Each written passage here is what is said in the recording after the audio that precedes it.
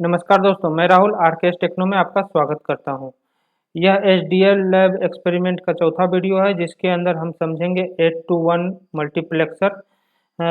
यह H two one multiplexer का block diagram है और यह H:1 मल्टीप्लेक्सर का ट्रूथ टेबल है। अब हम समझते हैं H:1 मल्टीप्लेक्सर है क्या।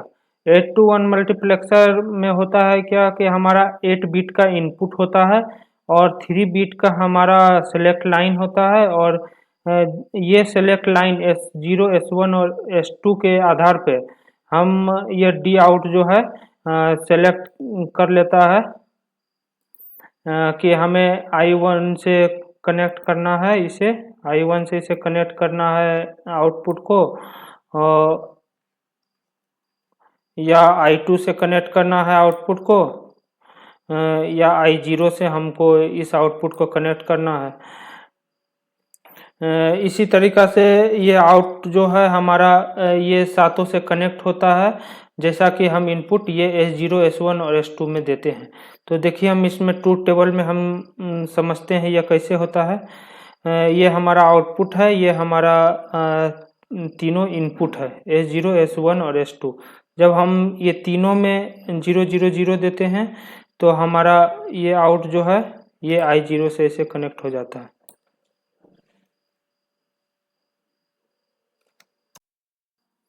यदि हम S0 में 1, S1 में 0 और S2 में 0 देते हैं तो हमारा आउट जो है ये I1 से कनेक्ट हो जाता है।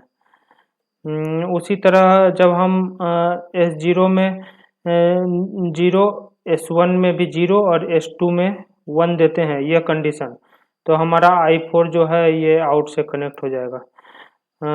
यदि हम तीनों में 1 1 देते हैं, 1 1 और 1, तो हमारा आउटपुट जो है ये I7 से कनेक्ट हो जाएगा और ये हमारा I7 का जो भी वैल्यू होगा वो आउटपुट में हमको शो होगा। तो हम इसी चीज़ को जो है लिखे हैं ये HDL कोड में, वेरिलॉग HDL कोड में, जिसमें कि हम सबसे पहले मॉड्यूल डिफाइंड कर दिए, मॉड्यूल का नाम दे दिए mux 8:1, जिसके अंदर हमारा इनपुट जो है S है, I है और आउटपुट जो है हमारा Y है। S हमारा सेलेक्ट लाइन है, I हमारा इनपुट है, इनपुट हमारा 8 बिट का होगा, हमारा सेलेक्ट लाइन जो है 3 बिट का है और हमारा आउटपुट Y है जो कि 1 बिट का है। इसीलिए हम आउटपुट के लिए कोई भी बस का यूज नहीं किए हैं। हम ये H:1 मल्टीप्लेक्सर दो तरीक़ा से सीखेंगे। ये पहला तरीका है जिसमें हम केस स्टेटमेंट का यूज किए हैं, दूसरे तरीका में हम इफ एल्स कंडीशन के साथ बनाएंगे। इसी केस स्टेटमेंट को हम इफ एल्स कंडीशन में लिखेंगे। तो यहाँ पे हम देख सकते हैं कि हमारा सेलेक्ट लाइन 3 बिट का था। चलिए हम इसे नीचे लेके चलते हैं।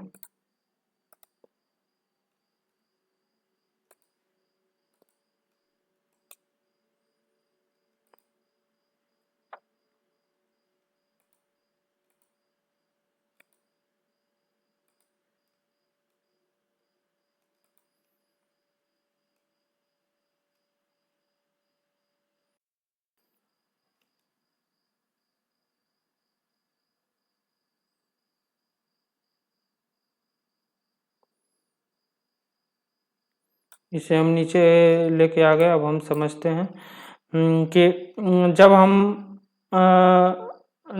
यहाँ पे हमारा आउटपुट रजिस्टर के अंदर भी डिफाइंड है, उसके बाद हम एक ऑलवेज ब्लॉक लिए जिसके अंदर हमारा S और I सेलेक्ट लाइन और इनपुट को हमेशा शो करेगा। ये दोनों में कोई भी चेंजेज आने पे ये ऑलवेज ब्लॉक रन करेगा। ऑलवेज ब्लॉक को हम बिगिन किए और केस स्टेटमेंट के अंदर हम सेलेक्ट लाइन पास किए हैं S, जो कि 3 बिट का है, S0 S1 और S2।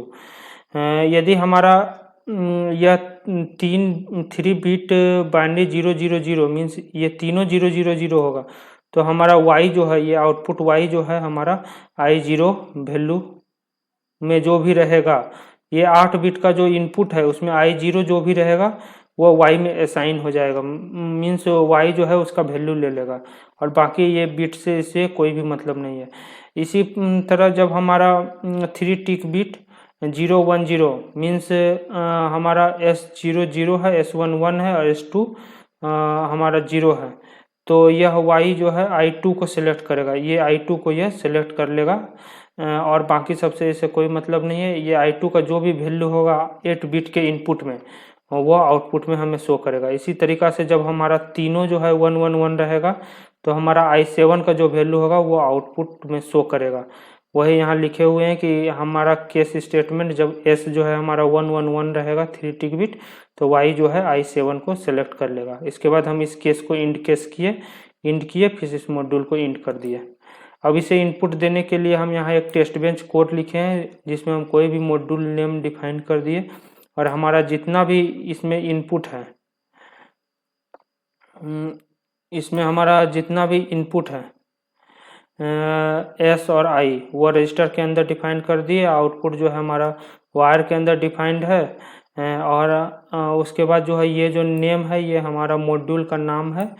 उसके अंदर हमारा यूनिट अंडर टेस्ट सभी पोर्ट जो है S I और Y डिफाइंड है। अब हम यहाँ इनपुट दे रहे हैं, इनिशियल बिगिन किए और हम सबसे पहले S0 ये डेसिमल में हम वैल्यू दे रहे हैं। 0 का मतलब होता है 000, ये बाइनरी रिप्रेजेंटेशन है 0 का और ये बाइनरी रिप्रेजेंटेशन है 1 का, ये बाइनरी रिप्रेजेंटेशन है 2 का, ये बाइनरी रिप्रेजेंटेशन है 3 का, ये 4 है, ये 5 है, ये 6 है, ये 7 है। तो इसी तरह हम यहाँ पे दे रहे हैं S0 दिए। हम इस तरीक़ा से भी लिख सकते हैं 3 टिक बिट 000 और ये देने से ये डेसिमल वैल्यू ले रहा है। तो S0 दिए, I भी 0 दिए, तो I0 मीन्स हो गया कि हमारा ये जो 8 बिट है पूरा ये सभी 0 है और वो हम 100 नैनोसेकंड के लिए डिले दिए हैं हमें देखने के लिए ग्राफ पे। तो S0 मीन्स ये I0 को सिलेक्ट करेगा। तो यदि I हमारा टोटल 000 है तो हमारा आउटपुट भी 0 आएगा। उसी तरीक़ा से अब हम देखते हैं यहाँ पे S=1, S=1 मीन्स ये 001। उस समय हमारा I भी I2 है, I2 में मीन्स यदि हम इसे बाइनरी रिप्रेजेंटेशन में लिखेंगे तो ये हो जाएगा हमारा 8 टिक बिट 0000010 हमारा ये हो जाएगा। इसे 8 कर दें, हाँ 8 टिक बिट B00000010 ये हमारा 2 का बाइनरी रिप्रेजेंटेशन है।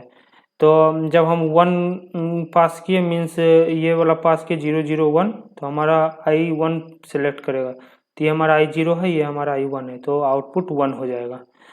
उसी तरीक़ा से अब हम यदि हम 4 का देखते हैं तो 4 हमारा इसमें से कौन है, ये है 100।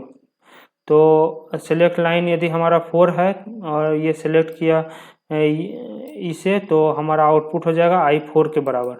तो इसमें I4 क्या है, I0 I1 I2 I3 I4 ये 1, तो हमारा आउटपुट 1 आएगा। तो चलिए अब हम इसे अपने सॉफ्टवेयर पे देखें और ये मॉनिटर तो हम टर्मिनल पे सभी वैल्यू को शो करने के लिए यूज करते हैं ये मॉनिटर फंक्शन। इसे भी हम एक इनिशियल ब्लॉक के अंदर डिफाइंड किए हैं। यह S वैल्यू शो करेगा बाइनरी में, I वैल्यू भी बाइनरी में शो करेगा, Y वैल्यू हमारा डेसिमल में शो करेगा और ये हमारा जो टाइम है वो टाइम स्टम्प भी शो करेगा। ये इनिशियल ब्लॉक मॉनिटर करने के लिए है। तो चलिए अब हम इसे अपने ISC सॉफ्टवेयर पे देखते हैं। ये G-Link सॉफ्टवेयर को हम ओपन किए,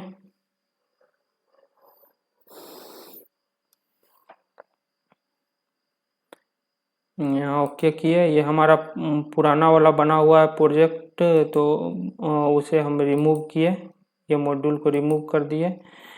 यदि आपको प्रोजेक्ट बनाना और मॉड्यूल बनाना नहीं आता है तो आप हमारा इंट्रोडक्शन वीडियो देख लीजिए, जो इस सीरीज़ का पहला वीडियो है। उसमें हम अच्छे से एक्सप्लेन किए हैं। हर वीडियो में हम इसे एक्सप्लेन करेंगे तो बहुत ज़्यादा लंबा हो जाएगा। तो चलिए अब हम इसे डिवाइस को सेलेक्ट करते हैं, यहाँ पे क्रिएट न्यू सोर्स करते हैं, यहाँ पे वेरिलोग मॉड्यूल लेते हैं, यहाँ पे मक्स लिखते हैं, मक्स 8:1.v। उसके बाद हम नेक्स्ट किए। हमारा इनपुट क्या क्या था, मक्स में हमारा इनपुट था S और I था। तो चलिए अब हम देख लेते हैं कि ये कैपिटल और स्मॉल, हमारा एस भी कैपिटल है, आई भी कैपिटल है, वाई भी कैपिटल है। एस हमारा 3 बिट का है, आई हमारा 8 बिट का है। तो इसी तरीक़ा से हम यहाँ भी डिफाइन करेंगे।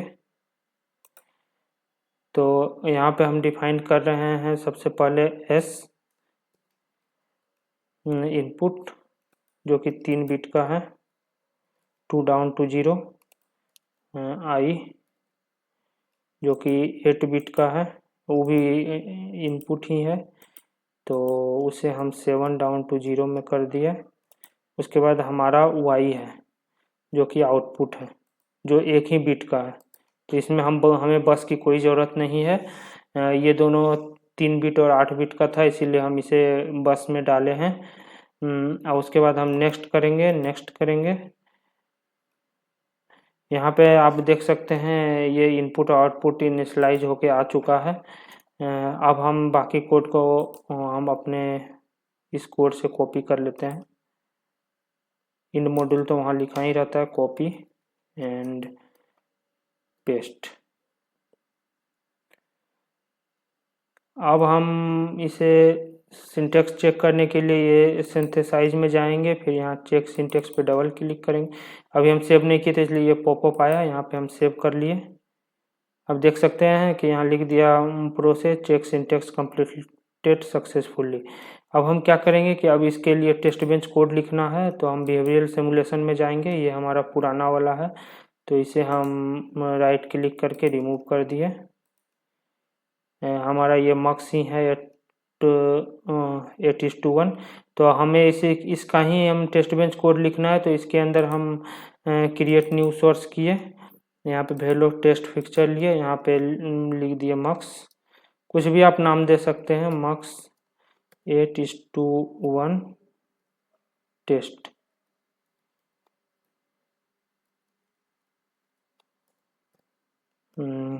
यहाँ पे नेक्स्ट किए, हमको मक्स 8:1 का ही बनाना है, तो ये किए, फिर फिनिश कर दिए। तो हमारा ये टेस्ट बेंच कोड इतना लिखा ही हुआ आ गया, जिसके अंदर से सारे इनपुट रजिस्टर में डिफाइंड है, आउटपुट वायर में डिफाइंड है, और सभी यूनिट अंडर टेस्ट हैं। ये हमारा मक्स 8:1 हमारा पिछले वाले का मॉड्यूल नेम है। और यहाँ पे हमें इनपुट देना है। हम सबसे पहले इसे डिलीट करते हैं, चलते हैं हम अपने इस कोड का इनपुट को यहाँ से कॉपी करते हैं, यहाँ पे जाके पेस्ट। यहाँ पे ये व्हाट का साइन आ गया, इसको हटा के टिक बिट कर देते हैं। इसके बाद सब सही लग रहा है। इसके बाद हमें यदि टर्मिनल पे चाहिए हमें सभी का वैल्यू, तो हम यहाँ पे ये इनिशियल ब्लॉक को भी हम कॉपी करेंगे और यहाँ पे पेस्ट कर देंगे। इसके बाद अब हम इसे रन करते हैं। सबसे पहले हम इसे ISC सिमुलेशन में जाते हैं। यदि आप ये सेलेक्ट रहेगा तो हमें ये डिज़ाइन यूटिलिटी देखने को मिलेगा, इसलिए हमें इसे सेलेक्ट करना है अपने मॉड्यूल को। उसके बाद इसे एक्सपेंड करना है, यहाँ पे चेक सिंटेक्स करना है। मैंने सेव नहीं किया इसलिए पॉपअप आया, मैंने उसे सेव कर दिया। आप देख सकते हैं यहाँ पे हमारा सिंटेक्स सही है। तो अब हम क्या करेंगे, सिमुलेट करेंगे इस बिहेवियरल मॉडल को। हमारा आउटपुट कुछ इस तरीक़ा से आया है। तो हमें ये डेसिमल में देखने में थोड़ी दिक्कत होगी, इसीलिए मैं इसे सबको बाइनरी में कन्वर्ट कर देते हैं। इस पर हम राइट क्लिक करके बाइनरी सिलेक्ट कर लेते हैं। इसे थोड़ा सा और इधर एक्सपेंड कर देते हैं। हाँ, तो अब हमें डिफरेंट टाइम स्टैम्प पे देखना है, तो हम एक स्केल लेंगे, उसे इधर से उधर इसे हम घसका दे सकते हैं। इसे मूव कर करके हम यहाँ पे देखेंगे कि हमारा सेलेक्ट लाइन क्या है, हमारा ये इनपुट क्या है, हमारा आउटपुट क्या है। इसके लिए हम आउटपुट को नीचे ले आते हैं। ये उसके बाद सेलेक्ट इनपुट, ये हमारा इनपुट है, ये हमारा सेलेक्ट लाइन है, ये हमारा आउटपुट है। यदि हम चाहें तो इसे भी हम ये प्लस पे क्लिक करके इसे एक्सपेंड कर सकते हैं।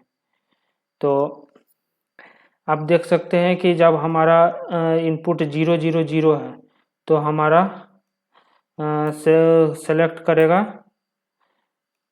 हमारा ये सेलेक्ट करेगा 0th पोजीशन का, हमारे इनपुट के 0th पोजीशन को, जो कि 0 है। आप देख सकते हैं ये 0 है। जब इसे थोड़ा और आगे बढ़ाते हैं तो अब जब यह 001 रहता है हमारा सेलेक्ट लाइन, तो हमारा I1 को सेलेक्ट करेगा, जो कि हमारा 1 वैल्यू है, यहाँ पे 1 है। इस केस में हमारा इनपुट जो है 8 टिक बिट 01010100 है, और हमारा सेलेक्ट लाइन जो है 011 है। तो 011 के केस में हमारा सेलेक्ट करेगा 0 1 2 और 3, थर्ड पोजीशन का ये सेलेक्ट करेगा। तो ये हमारा 0 है, तो ये 0 शो कर रहा है। इसी तरह से हम जब उससे आगे जाएंगे तो इस केस में हम देखेंगे कि हमारा इनपुट है I का वैल्यू है 01010110, और हमारा जो सेलेक्ट लाइन है वो 100 है। तो 100 के केस में हम यदि इस पे देखें तो 100 के केस पे हमारा I4 सेलेक्ट हो रहा है, y = I4 है। तो यहाँ पे I4 का वैल्यू 1 है, तो आप देख सकते हैं कि हमारा y का वैल्यू भी 1 है। इसी तरीक़ा से यदि आप इसको थोड़ा और आगे ले जाएंगे तो आप देखेंगे कि हमारा इनपुट 8 बिट में ये डाला हुआ है 01011110, और हमारा सेलेक्ट लाइन है 101। मीन्स यदि सेलेक्ट लाइन 101 है तो हमारा ये सेलेक्ट करेगा I5 को। I5 हमारा 0 है, तो आउटपुट भी आपको 0 देखने को मिला। इसी तरीक़ा से आप वेरीफाई कर सकते हैं सभी चीज़ को। यदि आपको ये रन करने में कोई भी टाइम स्टॉप में गलती या आपका ये ग्राफ नहीं आ रहा हो, तो आप यहाँ पे एक एरो मार्क देख सकते हैं जो रीस्टार्ट सिमुलेशन है, उस पर आप क्लिक करके फिर से इसे स्पेसिफिक टाइम पे रन कर सकते हैं। फिर से आपका ये करेक्ट ग्राफ आ जाएगा। यदि आपको टाइम स्केल चेंज करना है तो किसी भी स्केल पे आप डबल क्लिक कीजिएगा, तो इन टाइम आप यहाँ पे चेंज कर दीजिए। जैसे ये अभी 1000 था, हम इसे अभी हम कर देते हैं 2000 पे। तो आप देख सकते हैं कि ये जो है 2000 पे आ गया, लेकिन यहाँ जो ब्लू लाइन है उसके आगे ये हम ग्रीन लाइन को नहीं ड्रैग कर सकते हैं। तो हम इसे फिर से रिस्टार्ट करके फिर से हम इसे सिमुलेट करेंगे। तो ये यहाँ पे 1000 नैनोसेकंड होने के कारण ये 1000 नैनोसेकंड पे लॉक हो जाता है। यहाँ पे हम 2000 करके इसे रीस्टार्ट करेंगे। अब देख सकते हैं ये 2000 पे आ गया, और हम अब कर्सर को इसमें मूव कर सकते हैं। हमारा ये आउटपुट है, क्योंकि हम 100 नैनोसेकंड का डिले दिए हुए थे, इसलिए ये 100 नैनोसेकंड पे या इनपुट चेंज हो रहा है हमारा। और अकॉर्डिंग दिस इनपुट एंड ये सेलेक्ट लाइन हमारा आउटपुट कुछ इस तरह का दिख रहा है 010101। धन्यवाद।